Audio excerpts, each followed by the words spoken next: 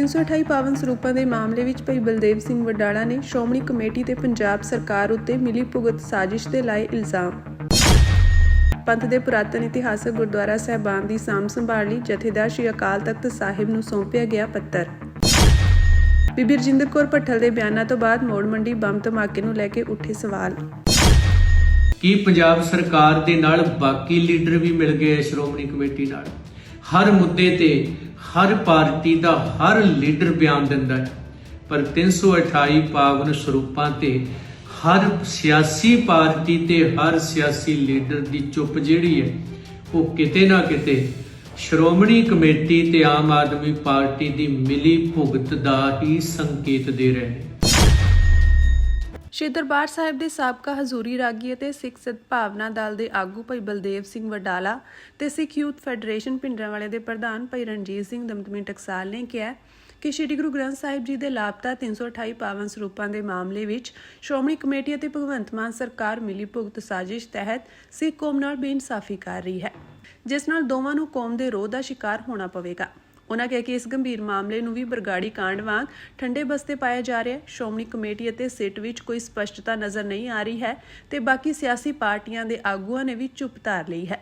ਉਨ੍ਹਾਂ ਕਿਹਾ ਕਿ ਸਿੱਟ ਅਦਾਲਤ ਵਿੱਚ ਆਖ ਰਹੀ ਹੈ ਕਿ ਸ਼੍ਰੋਮਣੀ ਕਮੇਟੀ ਵੱਲੋਂ ਦਸਤਾਵੇਜ਼ ਨਹੀਂ ਦਿੱਤੇ ਗਏ ਤੇ ਦਸਤਾਵੇਜ਼ ਆਉਣ ਤੇ ਹੀ ਤਫਤੀਸ਼ ਕੀਤੀ ਜਾ ਸਕੇਗੀ। ਦੂਜੇ ਪਾਸੇ ਸ਼੍ਰੋਮਣੀ ਕਮੇਟੀ ਦੇ ਸਕੱਤਰ ਦਾ ਕਹਿਣਾ ਹੈ ਕਿ ਅਸੀਂ ਸਿੱਟ ਨੂੰ ਕਈ ਵਾਰ ਰਿਕਾਰਡ ਦੇਣ ਲਈ ਸਿੱਟ ਨਾਲ ਸੰਪਰਕ ਕਰ ਚੁੱਕੇ ਹਾਂ। ਸਿੱਟ ਖੁਦ ਹੀ ਸਾਡੇ ਨਾਲ ਸੰਪਰਕ ਨਹੀਂ ਕਰ ਰਹੀ ਤੇ ਨਾ ਹੀ ਕੋਈ ਜਵਾਬ ਦੇ ਰਹੀ ਹੈ। ਪੰਥਕ ਆਗੂਆਂ ਨੇ ਸਵਾਲ ਕੀਤਾ ਕਿ ਇਹ ਦੋਵਾਂ ਧਿਰਾਂ ਵੱਲੋਂ ਰਲ ਕੇ ਸਿਆਸੀ ਖੇਡ ਕਿਉਂ ਖੇਡੀ ਜਾ ਰਹੀ ਹੈ। ਸਾਫ਼ ਨਜ਼ਰ ਆ ਰਿਹਾ ਹੈ ਕਿ ਦੋਸ਼ੀਆਂ ਨੂੰ ਬਚਾਉਣ, ਮਾਮਲੇ ਨੂੰ ਲਟਕਾਉਣ ਤੇ ਕਾਨੂੰਨੀ ਕਾਰਵਾਈ ਵਿੱਚ ਵਿਘਨ ਪਾਉਣ ਲਈ ਕੋਝੀਆਂ ਚਾਲਾਂ ਚੱਲੀਆਂ ਜਾ ਰਹੀਆਂ ਹਨ, ਜਿਸ ਨੂੰ ਖਾਲਸਾ ਪੰਥ ਬਰਦਾਸ਼ਤ ਨਹੀਂ ਕਰੇਗਾ। ਸ਼੍ਰੋਮਣੀ ਕਮੇਟੀ, ਪੰਜਾਬ ਸਰਕਾਰ ਅਤੇ ਪੁਲਿਸ ਪ੍ਰਸ਼ਾਸਨ ਸਾਨੂੰ ਦੁਬਾਰਾ ਸੰਘਰਸ਼ ਕਰਨ ਲਈ ਮਜਬੂਰ ਨਾ ਕਰੇ। ਉਨ੍ਹਾਂ ਕਿਹਾ ਕਿ ਲਾਪਤਾ 328 ਪਾਵਨ ਸਰੂਪਾਂ ਦਾ ਸੱਚ ਸਾਹਮਣੇ ਲਿਆਂਦਾ ਜਾਵੇ ਤੇ ਸਾਰੇ ਦੋਸ਼ੀਆਂ ਨੂੰ ਸਖਤ ਸਜ਼ਾਵਾਂ ਦਿੱਤੀਆਂ ਜਾਣ। ਸ਼੍ਰੀ ਅਕਾਲ ਤਖਤ ਸਾਹਿਬ ਦੇ ਜਥੇਦਾਰ ਗਿਆਨੀ ਕੁਲਦੀਪ ਸਿੰਘ ਗੜਗੱਜ, ਸ਼੍ਰੋਮਣੀ ਕਮੇਟੀ ਪ੍ਰਧਾਨ ਐਡਵੋਕੇਟ ਹਰਜਿੰਦਰ ਸਿੰਘ ਧਾਮੀ ਤੇ ਪੰਜਾਬ ਸਰਕਾਰ ਸਪਸ਼ਟ ਕਰੇ ਕਿ ਉਹ ਤਖਤ ਸਾਹਿਬ ਜੀ ਦੇ ਆਦੇਸ਼, ਮਾਣ ਮਰਿਆਦਾ, ਗੁਰੂ ਸਾਹਿਬ ਜੀ ਦੇ ਅਦਬ, ਕਾਨੂੰਨ, ਸੰਵਿਧਾਨ, ਜਮਹੂਰੀਅਤ ਨੂੰ ਮੁੱਖ ਰੱਖ ਕੇ ਇਨਸਾਫ ਕਰਨਗੇ ਜਾਂ ਫਿਰ ਸਿੱਖ ਕੌਮ ਦੀਆਂ ਭਾਵਨਾਵਾਂ ਨਾਲ ਖਿਲਵਾੜ ਕਰਕੇ ਇਸ ਮੁੱਦੇ ਨੂੰ ਛਿੱਕੇ ਟੰਗ ਕੇ ਵੋਟ ਤੇ ਨੋਟ ਦੀ ਸਿਆਸਤ ਕਰਕੇ ਇਤਿਹਾਸ ਨੂੰ ਕਲੰਕਿਤ ਕਰਨਗੇ। ਹੁਣ ਇੱਥੇ ਦੋ ਗੱਲਾਂ ਸਾਹਮਣੇ ਆ ਗਈਆਂ। ਪੰਜਾਬ ਸਰਕਾਰ ਤੇ ਸਿੱਟ ਕੋਰਟ ਵਿੱਚ ਇਹ ਕਹਿ ਰਹੀ ਹੈ ਕਿ ਸਾਨੂੰ ਐਸਜੀਪੀਸੀ ਵੱਲੋਂ 328 ਪਾਵਨ ਸਰੂਪਾਂ ਤੇ ਕੋਈ ਰਿਕਾਰਡ ਨਹੀਂ ਦਿੱਤਾ ਗਿਆ। ਜਦ ਤੱਕ ਰਿਕਾਰਡ ਨਹੀਂ ਮਿਲਦਾ ਅਸੀਂ ਤਫਤੀਸ਼ ਅੱਗੇ ਨਹੀਂ ਤੋਰ ਸਕਦੇ। ਦੂਸਰੇ ਪਾਸੇ ਸ਼੍ਰੋਮਣੀ ਗੁਰਦੁਆਰਾ ਪ੍ਰਬੰਧਕ ਕਮੇਟੀ ਦੇ ਸਕੱਤਰ ਪ੍ਰਤਾਪ ਸਿੰਘ ਹੋਣਾ ਦਾ ਕਹਿਣਾ ਹੈ ਰਿਕਾਰਡ ਬਿਲਕੁਲ ਤਿਆਰ ਹੈ। ਅਸੀਂ ਸਿੱਟ ਨੂੰ ਕਈ ਵਾਰ ਸੰਪਰਕ ਕਰਕੇ ਕਹਿ ਚੁੱਕੇ ਹਾਂ ਕਿ ਰਿਕਾਰਡ ਲੈ ਜਾਓ। ਨਾ ਤੇ ਸਾਡੇ ਕੋਲੇ ਕੋਈ ਰਿਕਾਰਡ ਲੈਣ ਆਇਆ ਤੇ ਨਾ ਹੀ ਸਾਨੂੰ ਕਿਸੇ ਗੱਲ ਦਾ ਕਿਸੇ ਨੇ ਕੋਈ ਜਵਾਬ ਦਿੱਤਾ।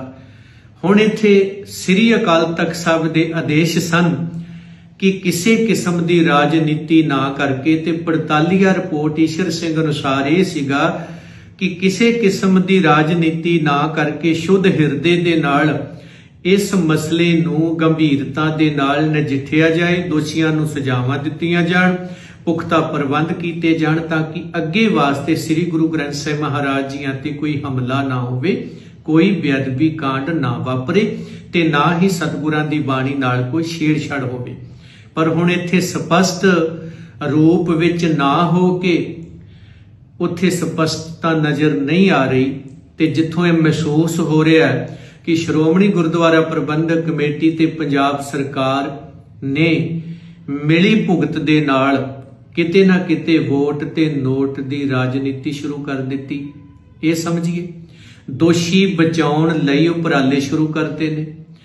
ਬਰਗਾੜੀ ਦੀ ਤਰ੍ਹਾਂ 328 ਪਾਵਨ ਸਰੂਪਾਂ ਦੇ ਮਸਲੇ ਨੂੰ ਠੰਡੇ ਬਸਤੇ ਪਾਉਣ ਦਾ ਲੱਕ ਬੰਨ੍ਹ ਲਿਆ, ਜਿਹੜਾ ਕਿ ਪਿਛਲੇ 5.5 ਸਾਲ ਤੋਂ ਸੰਘਰਸ਼ ਚੱਲਿਆ ਆਉਂਦਾ ਸੀ ਤੇ ਅੱਜ ਆ ਕੇ FIR ਦਰਜ ਹੋਈ ਹੈ, ਸਿੱਟ ਬਣੀ ਹੈ। 7 ਦਸੰਬਰ ਤੋਂ ਲੈ ਕੇ ਅੱਜ ਤੱਕ ਕੇਵਲ 2 ਬੰਦੇ ਫੜੇ ਨੇ, ਬਾਕੀ ਉੱਥੇ ਬ੍ਰੇਕ ਲੱਗੀ ਹੋਈ ਹੈ। ਕੀ ਪੰਜਾਬ ਸਰਕਾਰ ਦੇ ਨਾਲ ਬਾਕੀ ਲੀਡਰ ਵੀ ਮਿਲ ਗਏ ਸ਼੍ਰੋਮਣੀ ਕਮੇਟੀ ਨਾਲ? ਹਰ ਮੁੱਦੇ ਤੇ ਹਰ ਪਾਰਟੀ ਦਾ ਹਰ ਲੀਡਰ ਬਿਆਨ ਦਿੰਦਾ ਹੈ, ਪਰ 328 ਪਾਵਨ ਸਰੂਪਾਂ ਤੇ ਹਰ ਸਿਆਸੀ ਪਾਰਟੀ ਤੇ ਹਰ ਸਿਆਸੀ ਲੀਡਰ ਦੀ ਚੁੱਪ ਜਿਹੜੀ ਹੈ ਉਹ ਕਿਤੇ ਨਾ ਕਿਤੇ ਸ਼੍ਰੋਮਣੀ ਕਮੇਟੀ ਤੇ ਆਮ ਆਦਮੀ ਪਾਰਟੀ ਦੀ ਮਿਲੀ ਭੁਗਤ ਦਾ ਹੀ ਸੰਕੇਤ ਦੇ ਰਹੇ ਨੇ। ਸੋ ਆਓ ਹੁਣ ਵੇਖਣਾ ਹੈ ਆਉਣ ਵਾਲੇ ਸਮੇਂ 'ਚ ਕੀ ਪੰਜਾਬ ਸਰਕਾਰ ਸਿੱਟ ਇਮਾਨਦਾਰੀ ਨਾਲ ਕੰਮ ਕਰਦੀ ਹੈ ਤੇ ਸ਼੍ਰੋਮਣੀ ਗੁਰਦੁਆਰਾ ਪ੍ਰਬੰਧਕ ਕਮੇਟੀ ਇਮਾਨਦਾਰੀ ਨਾਲ ਸਾਰਾ ਰਿਕਾਰਡ ਪੇਸ਼ ਕਰਦੀ ਹੈ। ਦੋਸ਼ੀਆਂ ਨੂੰ ਸਜ਼ਾਵਾਂ ਮਿਲਦੀਆਂ ਨੇ, ਅਗਲੇਰੇ ਪੁਖਤਾ ਪ੍ਰਬੰਧ ਹੁੰਦੇ ਨੇ ਕਿ ਨਹੀਂ। ਔਰ ਇਹ ਸਵਾਲ ਜਿਹੜੇ ਨੇ ਕੱਲਾ ਮੈਂ ਹੀ ਨਹੀਂ, ਮੇਰੀ ਪੀੜਾ ਹੈ ਜੇ ਸਿੱਖ, ਪਰ ਹਰੇਕ ਸਿੱਖ ਨੂੰ ਬੇਨਤੀ ਕਰਾਂਗਾ ਕਿ ਸ਼੍ਰੋਮਣੀ ਗੁਰਦੁਆਰਾ ਪ੍ਰਬੰਧਕ ਕਮੇਟੀ ਦੇ ਪ੍ਰਧਾਨ ਧਾਮੀ ਜਿਹੜੇ ਗੈਰ ਕਾਨੂੰਨੀ ਕਹਾਂਗਾ ਕਿ ਕਿਉਂਕਿ ਕਈ ਸਾਲਾਂ ਤੋਂ ਉਸ ਤਰ੍ਹਾਂ ਹੀ ਚੱਲਿਆ ਆਉਂਦਾ ਹੈ, ਦੂਜੇ ਪਾਸੇ ਗੜਗੱਜ ਸਾਹਿਬ ਨੇ, ਤੀਸਰੇ ਪਾਸੇ ਪੰਜਾਬ ਸਰਕਾਰ ਭਗਵੰਤ ਮਾਨ ਮੁੱਖ ਮੰਤਰੀ ਪੰਜਾਬ ਨੇ, ਇਹਨਾਂ ਸਾਰਿਆਂ ਨੂੰ ਸਵਾਲ ਕੀਤੇ ਜਾਣ ਕਿ 328 ਪਾਵਨ ਸਰੂਪਾਂ ਤੇ ਆਖਰ ਕੀ ਹੋਇਆ ਤੇ ਕੀ ਹੋਊ, ਸਪਸ਼ਟ ਕੀਤਾ ਜਾਏ ਕਿ ਤੁਸੀਂ ਸੰਗਤ ਨਾਲ ਇਨਸਾਫ ਕਰੋਗੇ ਕਿ ਬੇਇਨਸਾਫੀ ਕਰੋਗੇ। ਕਾਨੂੰਨ, ਸੰਵਿਧਾਨ, ਜਮਹੂਰੀਅਤ, ਸ੍ਰੀ ਅਕਾਲ ਤਖਤ ਸਾਹਿਬ ਦੇ ਆਦੇਸ਼ਾਂ ਦੀ ਪਾਲਣਾ ਕਰੋਗੇ ਕਿ ਸਭ ਕਾਹੇ ਦਾ ਕਾਣ ਕਰੋਗੇ। ਇਹਦਾ ਜਵਾਬ ਪੰਜਾਬ ਸਰਕਾਰ, ਸ਼੍ਰੋਮਣੀ ਕਮੇਟੀ ਤੇ ਗੜਗੱਜ ਸਾਹਿਬ ਕੋ ਜ਼ਰੂਰ ਹਰੇਕ ਸਿੱਖ ਮੰਗੇ।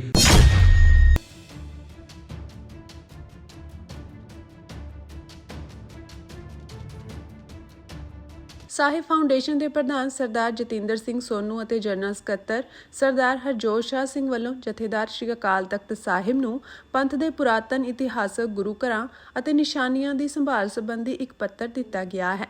ਦਿੱਤੇ ਗਏ ਪੱਤਰ ਵਿੱਚ ਉਹਨਾਂ ਲਿਖਿਆ ਕਿ ਪੰਥ ਦੇ ਇੱਕ ਗੰਭੀਰ ਅਤੇ ਚਿੰਤਾਜਨਕ ਵਿਸ਼ੇ ਸੰਬੰਧੀ ਬੇਨਤੀ ਕਰ ਰਹੇ ਹਾਂ। ਪਿਛਲੇ ਕਾਫੀ ਸਮੇਂ ਤੋਂ ਦੇਖਿਆ ਜਾ ਰਿਹਾ ਹੈ ਕਿ ਸਾਡੇ ਗੁਰੂ ਘਰ ਬਹੁਤ ਹੀ ਸੋਹਣੇ ਅਤੇ ਵਿਸ਼ਾਲ ਤਰੀਕੇ ਨਾਲ ਬਣਾਏ ਜਾ ਰਹੇ ਹਨ, ਜੋ ਕਿ ਇੱਕ ਸਰਾਹਣਯੋਗ ਅਤੇ ਸ਼ਲਾਘਾਯੋਗ ਕਦਮ ਹੈ।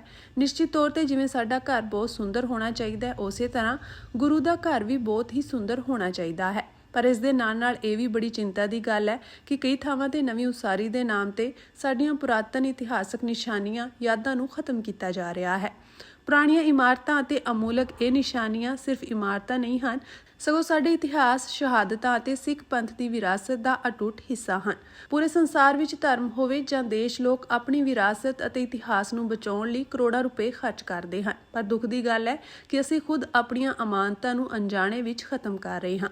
ਨਵੀਆਂ ਇਮਾਰਤਾਂ ਬਣਾਉਣਾ ਚੰਗੀ ਗੱਲ ਹੈ, ਪਰ ਪੁਰਾਤਨ ਇਤਿਹਾਸਕ ਢਾਂਚਿਆਂ ਨੂੰ ਬਿਨਾਂ ਛੇੜਛਾੜ ਕੀਤੇ ਸੰਭਾਲ ਕੇ ਰੱਖਣਾ ਉਸ ਤੋਂ ਵੀ ਵੱਡੀ ਜ਼ਿੰਮੇਵਾਰੀ ਹੈ। ਇਸ ਲਈ ਆਪ ਜੀ ਅੱਗੇ ਬੇਨਤੀ ਹੈ ਕਿ ਸ਼੍ਰੀ ਅਕਾਲ ਤਖਤ ਸਾਹਿਬ ਤੋਂ ਇੱਕ ਸਪਸ਼ਟ ਹੁਕਮਨਾਮਾ ਜਾਂ ਸੰਦੇਸ਼ ਸੰਸਾਰ ਭਰ ਦੇ ਸਿੱਖਾਂ ਲਈ ਜਾਰੀ ਕੀਤਾ ਜਾਵੇ, ਜਿਸ ਵਿੱਚ ਇਹ ਦਿਸ਼ਾ ਨਿਰਦੇਸ਼ ਹੋਣ ਕਿ ਜਿੱਥੇ ਵੀ ਪੁਰਾਤਨ ਇਤਿਹਾਸਕ ਗੁਰੂ ਘਰ, ਗੁਰੂ ਥਾਂ ਜਾਂ ਨਿਸ਼ਾਨੀਆਂ ਮੌਜੂਦ ਹਨ, ਉੱਥੇ ਨਵੀਂ ਉਸਾਰੀ ਤਾਂ ਕੀਤੀ ਜਾਵੇ, ਪਰ ਪੁਰਾਤਨ ਇਮਾਰਤਾਂ ਅਤੇ ਮੂਲ ਸਰੂਪ ਨੂੰ ਕਿਸੇ ਵੀ ਹਾਲਤ ਵਿੱਚ ਨੁਕਸਾਨ ਨਾ ਪਹੁੰਚਾਇਆ ਜਾਵੇ। ਇਹ ਹੁਕਮਨਾਮਾ ਸਿਰਫ ਭਾਰਤ ਵਿੱਚ ਹੀ ਨਹੀਂ, ਸਗੋਂ ਪਾਕਿਸਤਾਨ ਅਤੇ ਹੋਰ ਦੇਸ਼ਾਂ ਵਿੱਚ ਸਥਿਤ ਗੁਰਦੁਆਰਾ ਸਾਹਿਬਾਨਾਂ ਲਈ ਵੀ ਲਾਗੂ ਹੋਣਾ ਬਹੁਤ ਜ਼ਰੂਰੀ ਹੈ, ਕਿਉਂਕਿ ਉੱਥੇ ਵੀ ਸਾਡੀਆਂ ਅਨੇਕਾਂ ਅਮੂਲਕ ਇਤਿਹਾਸਕ ਨਿਸ਼ਾਨੀਆਂ ਮੌਜੂਦ ਹਨ, ਜਿਨ੍ਹਾਂ ਨੂੰ ਨਵੀਂ ਉਸਾਰੀ ਦੇ ਨਾਮ ਤੇ ਖਤਮ ਹੋਣ ਤੋਂ ਬਚਾਉਣਾ ਸਾਡਾ ਸਾਂਝਾ ਫਰਜ਼ ਹੈ। ਜੇਕਰ ਸ਼੍ਰੀ ਅਕਾਲ ਤਖਤ ਸਾਹਿਬ ਵੱਲੋਂ ਇਸ ਸੰਬੰਧੀ ਕੋਈ ਹੁਕਮਨਾਮਾ ਜਾਂ ਸੰਦੇਸ਼ ਜਾਰੀ ਹੁੰਦਾ ਹੈ ਤਾਂ ਉਸ ਨੂੰ ਪਾਕਿਸਤਾਨ ਸਥਿਤ ਸੰਬੰਧਿਤ ਬੋਰਡ ਅਤੇ ਅਧਿਕਾਰੀਆਂ ਤੱਕ ਵੀ ਅਧਿਕਾਰਤ ਤੌਰ ਤੇ ਪਹੁੰਚਾਇਆ ਜਾਵੇਗਾ, ਤਾਂ ਜੋ ਉੱਥੇ ਵੀ ਸਿੱਖ ਇਤਿਹਾਸ ਦੀ ਸੁਰੱਖਿਆ ਯਕੀਨੀ ਬਣਾਈ ਜਾ ਸਕੇ। ਇਸ ਲਈ ਆਪ ਜੀ ਅੱਗੇ ਬੇਨਤੀ ਹੈ ਕਿ ਇਸ ਵਿਸ਼ੇ ਤੇ ਗੰਭੀਰਤਾ ਨਾਲ ਵਿਚਾਰ ਕਰਦੇ ਹੋਏ ਗੁਰਮਰਿਆਦਾ ਦੇ ਅਨੁਸਾਰ ਸਿੱਖ ਕੌਮ ਦੀ ਰਹਿਨੁਮਾਈ ਲਈ ਯੋਗ ਆਦੇਸ਼ ਜਾਰੀ ਕਰਨ ਦੀ ਕਿਰਪਾ ਕਰੋ।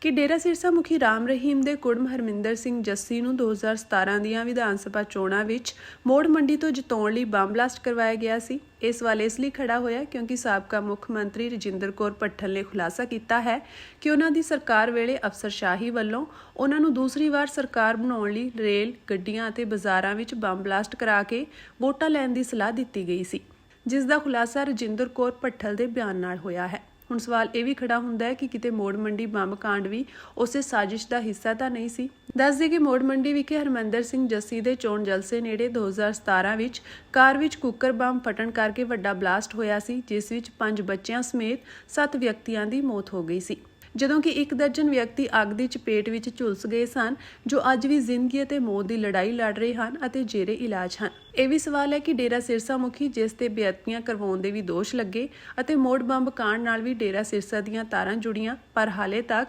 ਨਿਰਪੱਖਤਾ ਨਾਲ ਜਾਂਚ ਨਹੀਂ ਹੋ ਸਕੀ।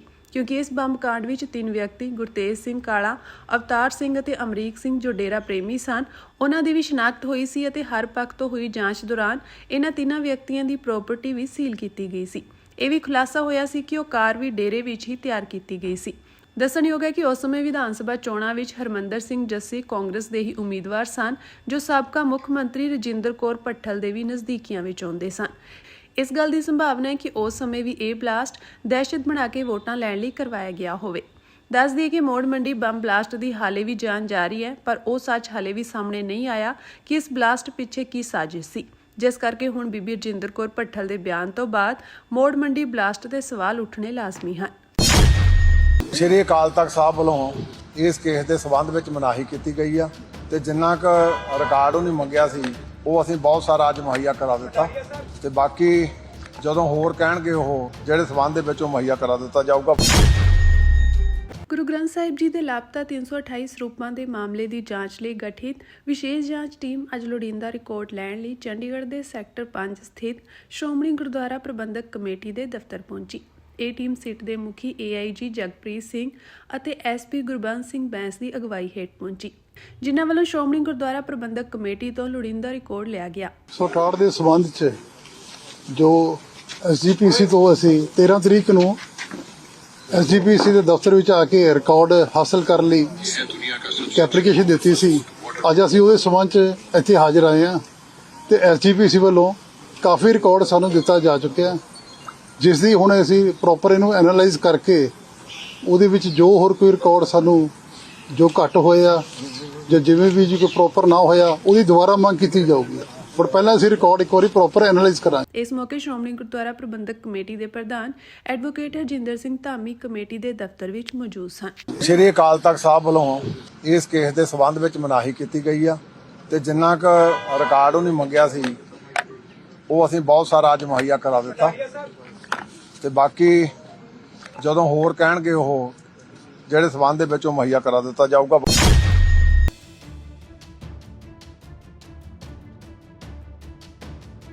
ਕਾਂਗਰਸ ਦੇ ਸੀਨੀਅਰ ਨੇਤਾ ਅਤੇ ਸੰਸਦ ਮੈਂਬਰ ਸੁਖਜਿੰਦਰ ਸਿੰਘ ਰੰਧਾਵਾ ਨੇ ਅੱਜ ਪੰਜਾਬ ਭਰ ਵਿੱਚ ਸਕੂਲਾਂ, ਅਦਾਲਤਾਂ ਅਤੇ ਸਰਕਾਰੀ ਦਫ਼ਤਰਾਂ ਨੂੰ ਮਿਲ ਰਹੀਆਂ ਲਗਾਤਾਰ ਬੰਬ ਧਮਕੀਆਂ ਦੀ ਕੜੀ ਨਿੰਦਾ ਕੀਤੀ ਹੈ।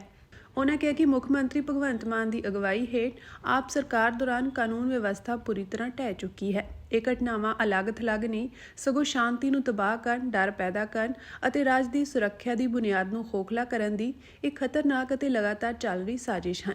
ਰੰਧਾਵਾ ਨੇ ਕਿਹਾ ਕਿ ਹਰ ਰੋਜ਼ ਦੀਆਂ ਹੈਡਲਾਈਨਾਂ ਅਰਾਜਕਤਾ ਦੀ ਚੀਖ ਹਨ, ਧਮਕੀਆਂ ਪਰਿਵਾਰਾਂ ਨੂੰ ਦਹਿਸ਼ਤ ਵਿੱਚ ਧੱਕ ਰਹੀਆਂ ਹਨ ਅਤੇ ਕਾਨੂੰਨ ਦੇ ਰਾਜ ਦਾ ਮਜ਼ਾਕ ਉਡਾ ਰਹੀਆਂ ਹਨ। ਪਰ ਮਾਨ ਦੀ ਕਮਜ਼ੋਰ ਸਰਕਾਰ ਦੇ ਨਤੀਜੇ ਸਿਫਰ ਹਨ, ਨਾ ਗ੍ਰਿਫਤਾਰੀ, ਨਾ ਕਾਰਵਾਈ, ਸਿਰਫ ਨਿਕੰਮੀ ਦਲੀਲਾਂ। ਦੋਸ਼ੀ ਪੁਲਿਸ ਤੇ ਹੱਸ ਰਹੇ ਹਨ, ਜਦਕਿ ਗੈਰ ਕਾਨੂੰਨੀ ਹਥਿਆਰਾਂ ਦੀ ਤਸਕਰੀ, ਨਸ਼ਾ ਮਾਫੀਆ ਅਤੇ ਆਤੰਕੀ ਮੋਡਿਊਲ ਬੇਲਗਾਮ ਫਿਰ ਰਹੇ ਹਨ। ਰੰਧਾਵਾ ਨੇ ਕਿਹਾ ਕਿ ਭਗਵੰਤ ਮਾਨ ਤੁਹਾਡੇ ਮਜ਼ਾਕ ਸਾਡੇ ਰਾਜ ਨੂੰ ਸੁਰੱਖਿਅਤ ਨਹੀਂ ਬਣਾ ਸਕਦੇ। ਇਹ ਪੰਜਾਬ ਦੀ ਸਥਿਰਤਾ ਤੇ ਸਿੱਧਾ ਹਮਲਾ ਹੈ ਅਤੇ ਮੁੱਖ ਮੰਤਰੀ ਮਾਨ ਦੀ ਲਾਪਰਵਾਹੀ ਅਪਰਾਧੀ ਸਾਧਾਰੀ ਦੀ ਹੱਦ ਤੱਕ ਪਹੁੰਚਦੀ ਹੈ। ਕਾਂਗਰਸ ਤੁਰੰਤ ਜਵਾਬਦੇਹੀ ਦੀ ਮੰਗ ਕਰਦੀ ਹੈ, ਉੱਚ ਪੱਧਰੀ ਜਾਂਚ ਅਤੇ ਮਜ਼ਬੂਤ ਖੂਫੀਆ ਪ੍ਰਣਾਲੀ। ਪੰਜਾਬ ਨੂੰ ਚੌਕੰਨੀ ਸਰਕਾਰ ਦੀ ਲੋੜ ਹੈ, ਨਾ ਕਿ ਆਪ ਦੀ ਨਾਕਾਮੀ। ਉਨ੍ਹਾਂ ਕਿਹਾ ਕਿ ਅਸੀਂ ਪੰਜਾਬ ਦੇ ਲੋਕਾਂ ਦੇ ਨਾਲ ਖੜ ਕੇ ਇਸ ਦੀ ਨਿੰਦਾ ਕਰਦੇ ਹਾਂ ਅਤੇ ਰਾਜ ਵਿੱਚ ਕਾਨੂੰਨ ਵਿਵਸਥਾ ਬਹਾਲ ਕਰਨ ਦਾ ਸੰਕਲਪ ਕਰਦੇ ਹਾਂ। ਕਾਂਗਰਸ ਇਸ ਅਪਰਾਧੀ ਹਾਲਾਤ ਨੂੰ ਜੜੋਂ ਖਤਮ ਕਰਨ ਅਤੇ ਪੰਜਾਬ ਦੀ ਸੁਰੱਖਿਆ ਮੁੜ ਹਾਸਲ ਕਰਨ ਲਈ ਪੂਰੀ ਤਾਕਤ ਨਾਲ ਲੜੇਗੀ।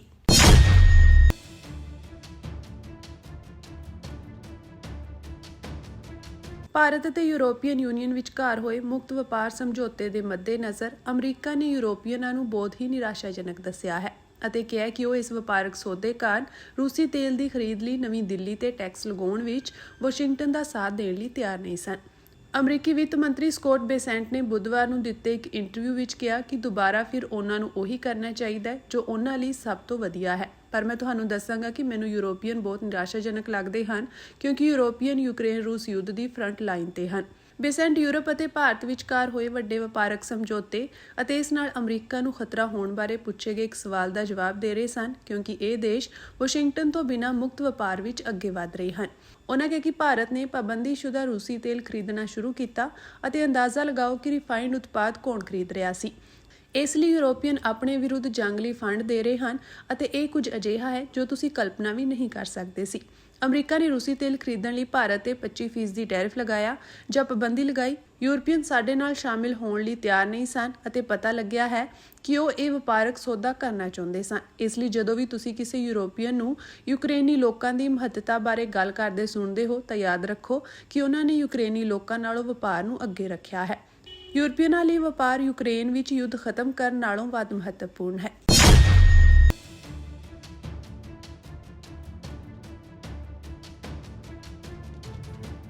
ਸੁਪਰੀਮ ਕੋਰਟ ਨੇ ਵਾਤਾਵਰਣ ਕਾਰਕੁਨ ਸੋਨਮ ਵਾਂਗਚੁਕ ਦੇ ਮਾਹਰ ਡਾਕਟਰ ਤੋਂ ਮੈਡੀਕਲ ਜਾਂਚ ਦੇ ਆਦੇਸ਼ ਦਿੱਤੇ ਹਨ। ਵਾਂਗਚੁਕ ਨੇ ਦੂਸ਼ਿਤ ਪਾਣੀ ਕਰਕੇ ਪੇਟ ਦੀਆਂ ਸਮੱਸਿਆਵਾਂ ਦੀ ਸ਼ਿਕਾਇਤ ਕੀਤੀ ਸੀ। ਵਾਂਗਚੁਕ ਕੌਮੀ ਸੁਰੱਖਿਆ ਐਕਟ ਤਹਿਤ ਜੋਧਪੁਰ ਵਿੱਚ ਕੇਂਦਰੀ ਜੇਲ੍ਹ ਵਿੱਚ ਨਜ਼ਰਬੰਦ ਹਨ।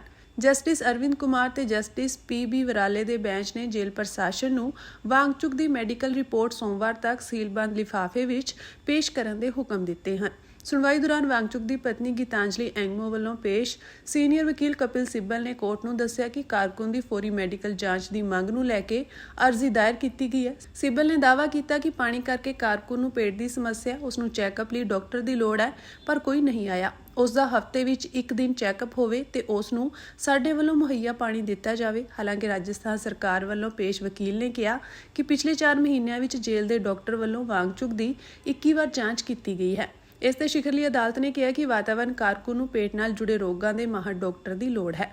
ਇਸ ਦੌਰਾਨ ਵਾਂਗਚੁਕ ਨੇ ਅੱਜ ਸੁਪਰੀਮ ਕੋਰਟ ਵਿੱਚ ਇਹਨਾਂ ਦੋਸ਼ਾਂ ਤੋਂ ਇਨਕਾਰ ਕੀਤਾ ਕਿ ਉਸਨੇ ਸਰਕਾਰ ਨੂੰ ਅਰਬ ਸਪਰਿੰਗ ਵਾਂਗ ਉਖਾੜ ਸੁੱਟਣ ਦਾ ਬਿਆਨ ਦਿੱਤਾ ਸੀ।